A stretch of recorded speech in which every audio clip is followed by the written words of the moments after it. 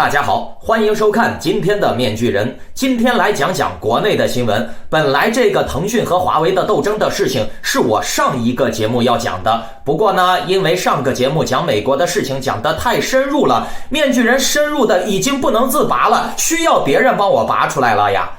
所以呢，上个节目讲的时间太长了，暂时就停止了。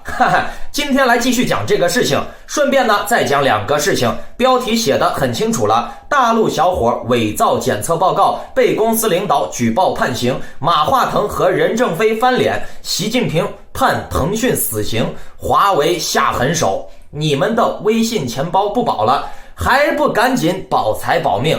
那今天也借着这个节目啊，顺便说说今天网上在热传的马云已经跑路的事情啊。然后呢，在节目最后，面具人给大家带来久违的心理学环节啊。很多人都说小粉红是无知的、无脑的，很多人也说川粉是无知的、无脑的，很多人说某某某是无知的、脑残。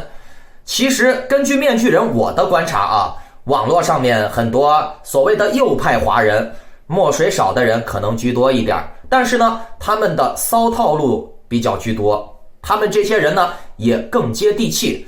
所谓的左派华人呢，墨水多的人可能多一些，但是呢，他们的意识形态也是非常保守的，刻板者也居多。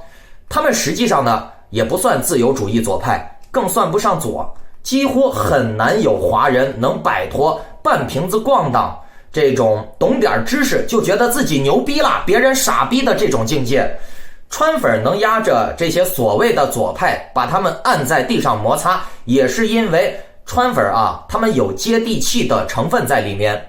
其实呀，华人不分左右，你仔细观察他们啊，都是一类人，他们干的事情都是除弱扶强，对权贵者贴着脸上去舔屁股，对比他弱的，大家心里面都是鄙视的，想要去踩一脚，每个人都抑制不住这种冲动。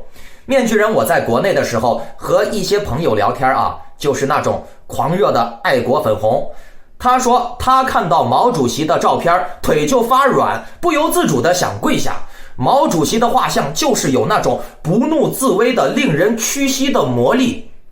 其实你说他的这种思想和表现很明显是无知，而且夸张了，对吧？但是确确实实咱们华人的本色真实写照就是这样。华人的思维模式，面具人我可以用6个字来总结，那就是我牛逼，你傻逼。只要华人他比你哪怕只强一丁点儿，或者是你们之间没有明显的差距，或者是他认为他比你强，那就会形成他觉得你傻逼，他牛逼的这种天然阶级顺位。那这类人你说他算不算无知呢？观众朋友们，你们觉得呢？算吧。那问题就来了，有没有人啊能回答我这个问题啊？看，我问你们，人有没有选择无知的权利呢？人的无知算不算基本人权呢？那今天面具人的节目的下半部分的心理学环节，就来给大家把这个问题从心理学上面彻底分析一下。别忘了点赞、订阅、小铃铛哦。先来说今天的第一个新闻，在大陆啊，一个公司里面仅仅是因为一个假的诊断报告，当事人就被公司的同事举报，而且呢还被警察抓了。这个人不但被抓了，而且呢把他罚的还很重。那这是怎么回事呢？我们先来看看新闻报道啊。12月25日晚，一条自称核酸检测呈阳性的消息在广州某公司的微信群内掀起了轩然大波。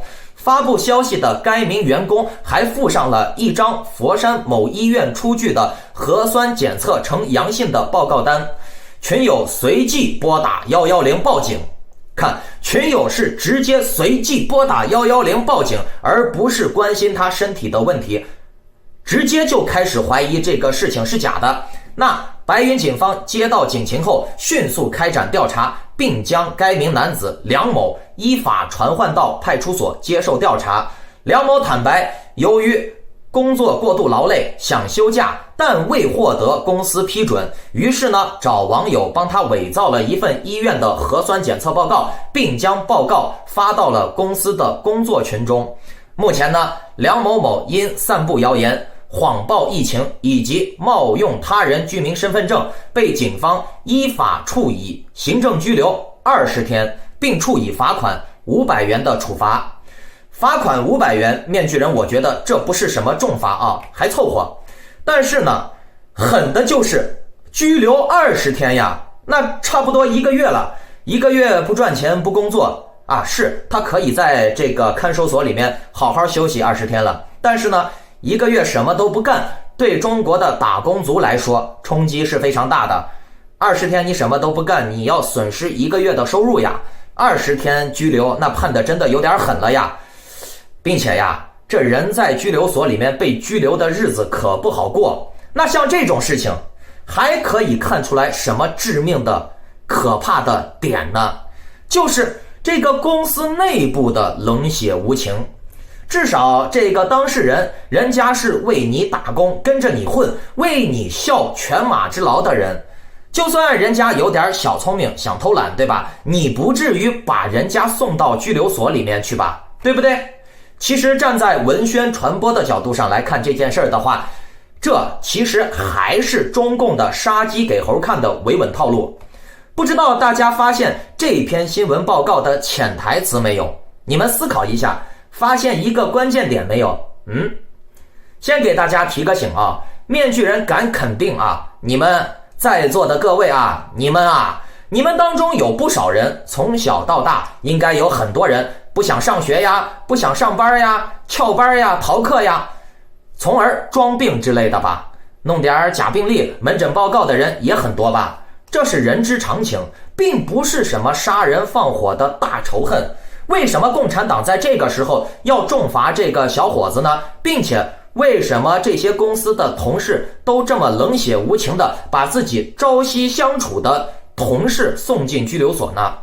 为什么这个时候共产党要把这个事情拿出来做新闻炒作呢？你们想过没有？其实这个节目的潜台词啊，这个新闻的潜台词已经说得很明确了。你在公司上班想偷懒，以后甭想了。以后你们谁还敢装病偷懒，那下场你们也看到了，罚款500块，至少拘留你20天。现在正值吾皇习武帝争雄天下之际，岂能容汝等好逸恶劳之辈偷奸耍滑，妄自菲薄？尔等有何颜面存活于世？属风流人物，还看今朝习大大。尔等奴才鼠辈，理应为我大中华鞠躬尽瘁，死而后已。反正以后你们谁做检测装病啥的，小心点哦，不是正规医院，或者是你自己装病，小心把你拘留20天哦，知道吗？好好的为我们伟大的利海国鞠躬尽瘁，死而后已，干到死，增加劳动力，不要休息，想休息偷奸耍滑没戏。好了，来说今天的第二个大新闻，那就是马云马化腾啊。既然说到了马云，那咱们就先说说马云。今天网络上都传出了马云跑路的消息了，对吧？来看这张图啊，你看图上是怎么写的？给两位放个料，马云已经溜出去了，从香港到的新加坡，先到深圳，通过私人飞机，然后去的香港，用的是圣基次护照。现在市监督局、外管局、银行系统等4部委本来也已进入查 ALI 的，现在4部委已经从公司撤出了，进入谈判阶段了。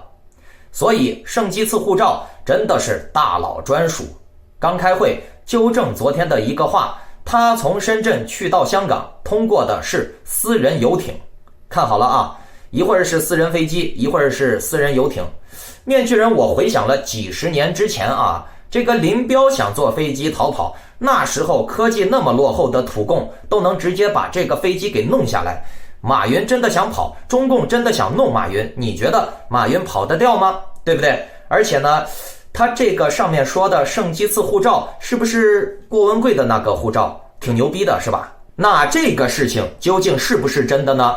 面具人在12月25日的节目已经说得很清楚了，马云现在跑路不现实。首先呢，马云本人未必有这个主观意愿，其次呢，共产党一旦开始动手，他是绝对不会给你反抗的余地的，并且呢，从大环境上面来看，中国现在是经济发展上升的关键时刻，又是搞 RCEP， 又是搞中欧贸易投资协定的，又是想要加入 TPP 的，又是想要跟美国竞争全球经济主权的。那中共要竞争全球经济资本主权，又要加入这些全球协会、贸易协会，它的目的是啥？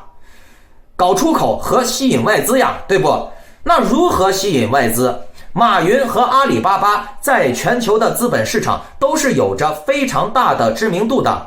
好了，别的资本家看到马云跟着你中共做生意，结果马云的下场就是钱也没了，人也没了，谁还敢和你中共继续做生意呀？对不对？面具人，我认为啊，中共会给马云一个非常体面的落地方式，甚至呢，有可能给马云加官进爵。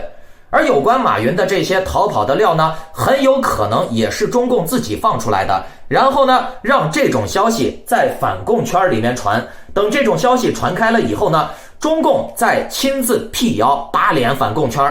这样做一方面降低了反共圈的公信力，一方面呢，提高了中共的信誉度，让民运做反向宣传。实际上呢，中共这边一减，那边一加，起到了一箭八雕的作用。这样讲你们能想明白了吧？好了，来继续说说腾讯的事情啊。腾讯和华为公然开干了，那这究竟是怎么回事呢？我们先来看看新闻报道是怎么说的。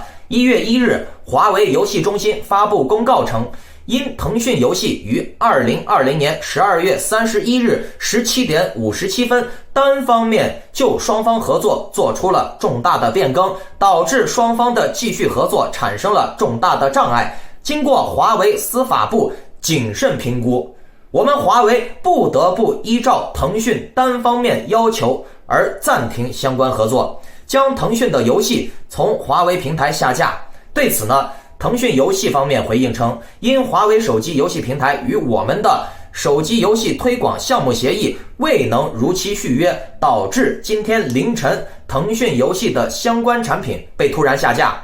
腾讯游戏称，目前正积极的与华为手机游戏平台沟通协商，争取尽快恢复，给各位用户带来的不便，我们深表歉意。双方未披露未能达成合作的具体细节。此前有部分游戏厂商因国内主流安卓应用商店收取的分成比例比较高，开始尝试让游戏不再上架这些应用商店。比较知名的有米哈游的《原神》、莉莉丝的《万国觉醒》等。华为游戏中心称，我们敬佩腾讯在游戏业内取得的成就和绝对的市场地位，虽然不赞同，但也理解腾讯基于此而提出的要求。华为游戏中心还称，希望未来双方有机会再次携手合作，为广大华为用户提供优质的游戏内容服务。腾讯和华为之争基本就是这么个情况。我们都知道支付宝最近在被整顿，然后呢，网上很多的红卫兵也呼吁整顿腾讯，这不，很快党的铁锤就跟上来了。腾讯和华为虽然是短暂的交锋，但是可以看出，在这个交锋中，华为是压着腾讯打的。那这也符合中共的阶级顺位压制的理念。华为的地位比腾讯高太多了，并且呢，微信支付才是中共动手的主要原因。为啥？数字货币啊，当然了，中共会用非常巧妙的方式。华为和腾讯的争端只是一个引线。中共的官方喉舌侠客岛发布了一篇微博，这个微博里面啊有大秘密呢，已经透露出了端倪了。面具人给大家分享一下，近日呢，因取消支付宝渠道，美团遭遇反垄断诉讼。早在今年7月底，有媒体报道称，部分用户在使用美团支付时发现，美团月付和银行卡支付占据了优先的位置，并不再显示支付宝支付。不仅如此，不少网友也在相关的新闻下面留言，微信也不能分享淘宝的链接，淘宝也不能使用微信支付，这些东西都挺烦人的。其实呀，互联网随着互联网行业的迅猛发展，许多消费者和商家早就已经被平台绑架了。平台获取消费者的数据，并形成了数据垄断，而受众往往因为地位不平等、维权成本过高而敢怒不敢言。如今呢，几乎没有什么角落被互联网的巨头的触角所遗漏。电商、外卖、金融、出行、本地生活、市政，大量的数据掌握在平台手中。面具人，我在这里补充一下啊，平台掌握在谁手中呢？共产党手中，对不对？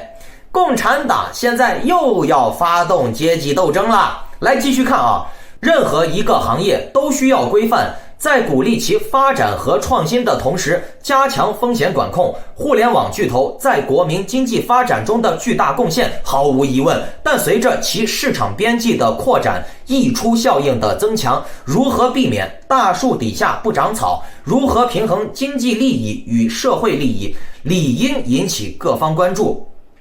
你看啊，美团有美团钱包，面具人再给你们说个，拼多多也是非常火的吧？拼多多也有拼多多钱包。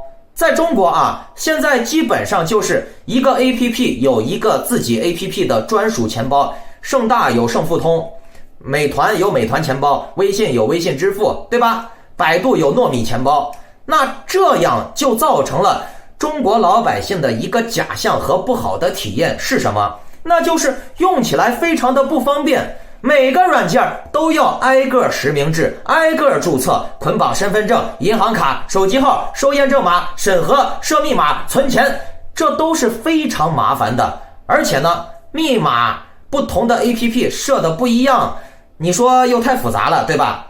啊，容易记错。同样的密码，所有的 APP 全部通用又不安全。其实呀，中共能让这些 APP 公司这样做，让老百姓有这样的困扰，都是在中共的算计之内的。首先呢，让这些资本野蛮生长了以后，省得中共自己出力。然后呢，这些资本又推广了市场，搜集了客户和大数据，平台也是公司自己出钱搭建好的。而资本市场互相竞争，各自设立门槛，也是中共的预料之内的。老百姓用起来虽然不方便，那个时候中共就开始养肥了羊就要宰了呀，对不对？那时候中共就可以说反垄断了呀，中共就操起了反垄断的大棒，说哎呀，你们都是垄断，设什么 APP， 设什么不同的钱包，必须要处罚，全部都不要用 APP 了，全部都用我们的央行这个 DCEP 数字货币就行了嘛。所以呢，你们都是垄断，必须要处罚。所以呢，就由共产党来统一领导，就由共产党来统一管理，那就不叫垄断了。共产党的统一领导怎么能叫做垄断呢？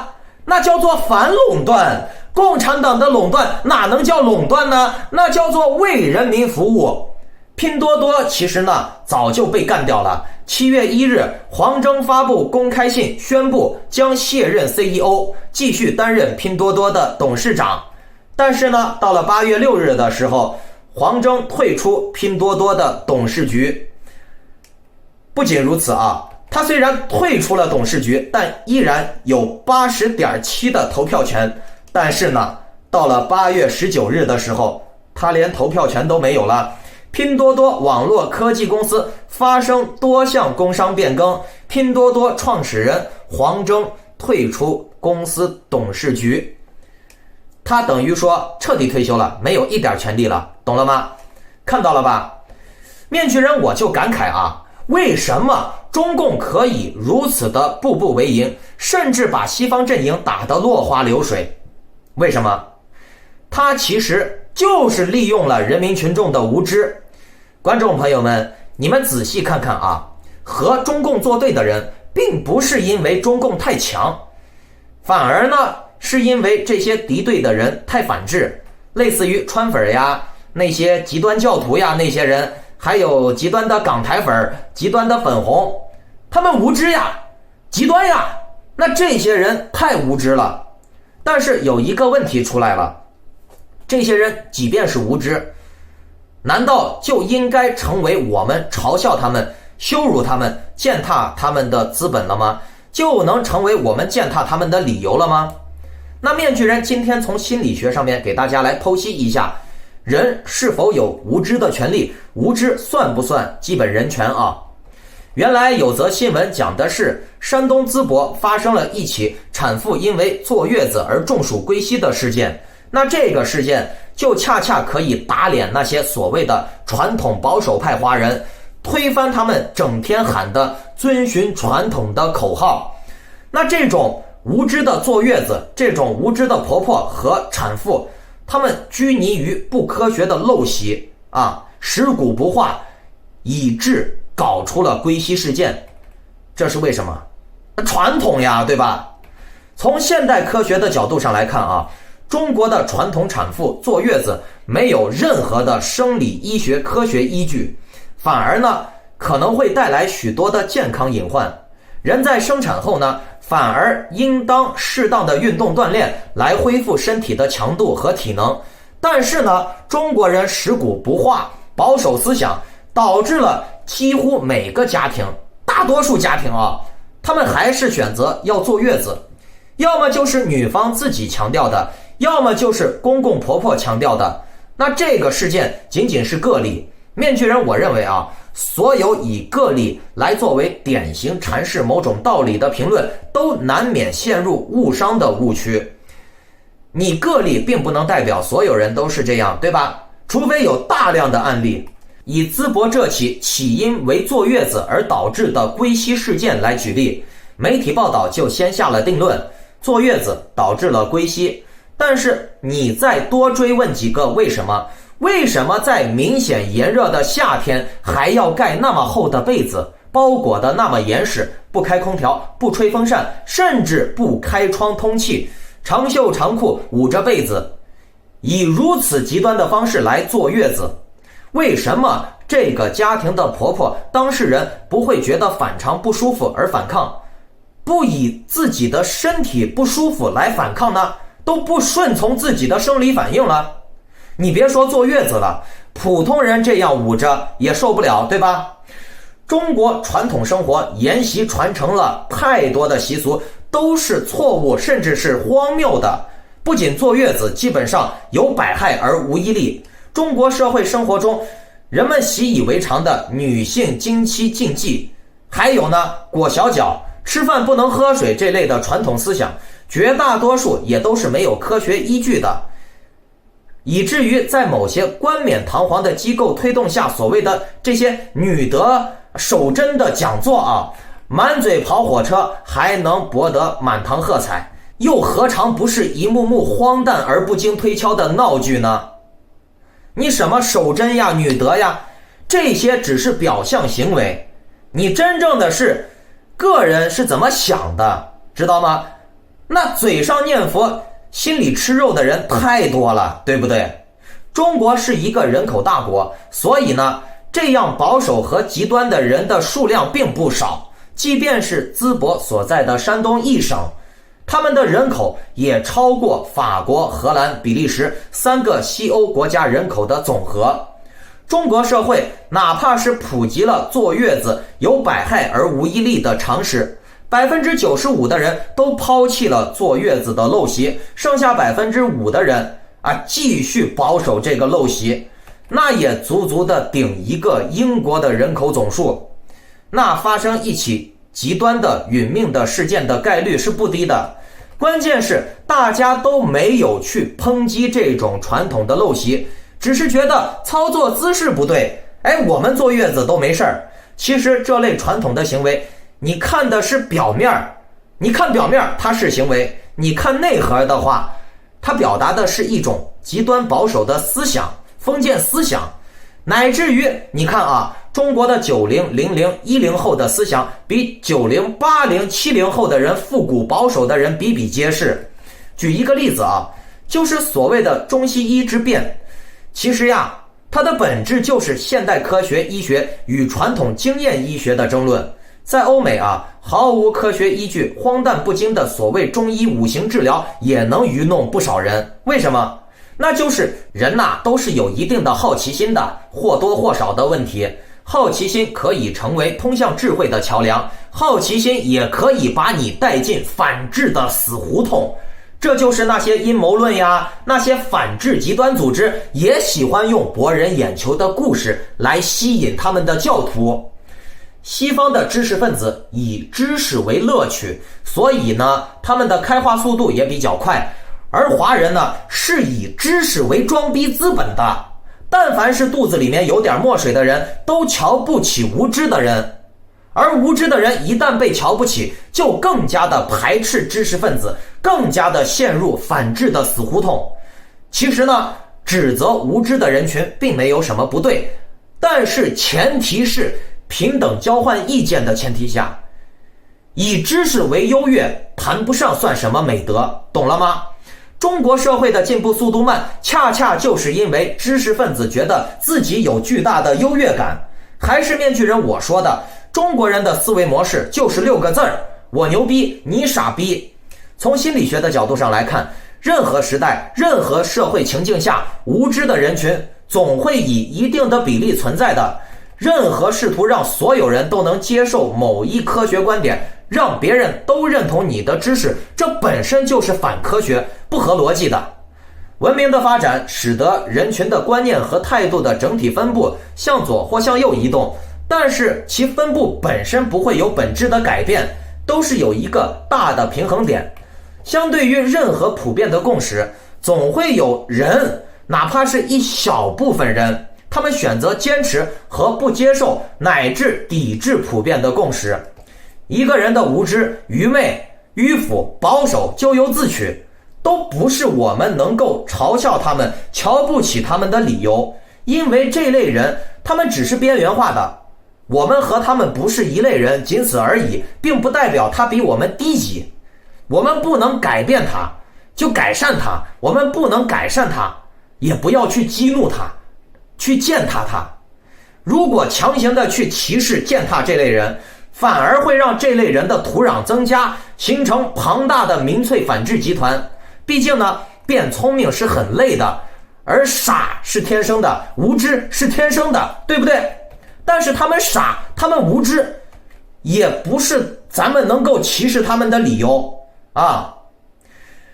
他们傻，他们无知，是他们的权利，不代表他们就应该被漠视、被忽略，懂了没？因此呢，更关键的是，一个人应该有选择和坚持无知的权利，正如一个人有选择和坚持拒绝的权利一样。任何科学知识的普及都应该是使人更自由、更有人权，而不是受到胁迫或者羞辱。任何美德被鼓励，都应该是使人们更积极、更友好、更互助，而不是互相践踏。科学和常识就摆在那里，触手可及，但也要理解和尊重那些拒绝伸手的人，对不对？给他们一片土地，不要故意卖弄知识，侵犯他们，不要去激怒他们，才不至于他们狂奔而下，与你决一死战，懂了吗？美国、台湾、大陆的民粹兴起就是这么一个情况。面具人，我发现华人圈子的什么打土豪分田地呀，打倒知识分子呀，就是一个死循环。这种循环时至今日依然在上演。知识分子装逼激怒普通人，普通人打倒知识分子泄愤。你看啊，美国的民主共和两党的矛盾也开始有这种味道。如果我们不以平等的方式去对待引导无知的人，而是一味的趾高气昂的指责、抨击，甚至是羞辱，很容易会制造反智主义，纯粹是为了泄愤，用极端的骚套路、黑手段，甚至是不讲理的暴力，反过来吞噬知识分子，革了知识分子的命。我发现呀，有很多有文化的人啊，喜欢耍弄羞辱没文化的人，而不是平等的引导交流。民主党前几年也是忽略了美国的这些贫下中农，导致了贫下中农民粹把民主党反噬了，导致了美国你看现在矛盾爆发到不可调和的地步。毛泽东当年也是利用下流社会对上流社会的不满，从而星火燎原的，对不对？毕竟呀，变聪明是个复杂而痛苦的过程，而人的无知是天生的，对吧？人无知是天生的，代表大部分人，几乎全部的人天生下来都是无知的嘛，对不对？那你嘲讽践踏无知的人，你这就等于与大多数人作对，对不对？面具人，我认为啊，中国的知识分子和无知的人之争啊，关键点就是权力。比如方舟子，他曾经在国内的电视节目上肆意羞辱比他学历低的，比他没有知识的，这就是权力的傲慢。虽然说人家比你学历低，但是人家比你学历低和你有资本有资格羞辱践踏他有什么必然关联吗？没有吧。那又回到了华人的本位问题了，那就是官本位、权力本位。其实咱们华人啊，最应该警惕的就是权力，而不是无知。每个人都有无知的时候。相对于无知的人群，知识，华人认为啊，知识就是一种权利。但是你们有没有想过，权利仅限于你本人，你的权利并不能作用于别人身上，知识也不是你装逼的资本。书生造反10年不成，核心的本质就是你都做不到尊重一个无知的人的权利，何谈自由、民主、平等、人权呢？无知是人天生就带的，是每个人的权利，你都不能尊重他，不能引导他，你怎么让他民主？你自己能做到民主？现在啊，过了几千年几百年的华人，这个思想啊，还真的不如古人。这个古人是谁？李白。面具人给大家朗诵一首诗吧。我总结一下啊，纠结那么多，不如一杯酒，喝酒。君不见黄河之水天上来，奔流到海不复回。君不见高堂明镜悲白发，朝如青丝暮成雪。人生得意须尽欢，莫使金樽空对月。天生我材必有用，千金散尽还复来。